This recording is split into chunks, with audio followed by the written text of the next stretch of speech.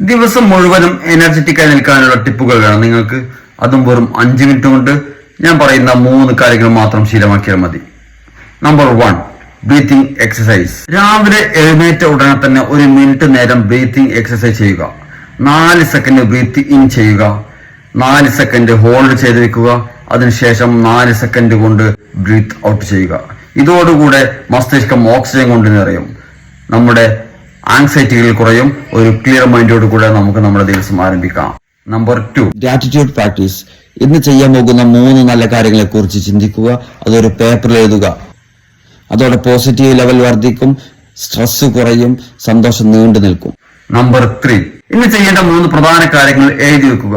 ആർക്കെങ്കിലും വിളിക്കാനുണ്ടെങ്കിൽ, എന്തെങ്കിലും കംപ്ലീറ്റ് ചെയ്യാനുണ്ടെങ്കിൽ, വൈകുന്നേരം നടക്കാൻ പോകുന്നത്, ഇത് പൂർത്തിയാക്കി കഴിഞ്ഞാൽ നമുക്ക് നല്ല സന്തോഷവും ആത്മവിശ്വാസവും തോന്നും.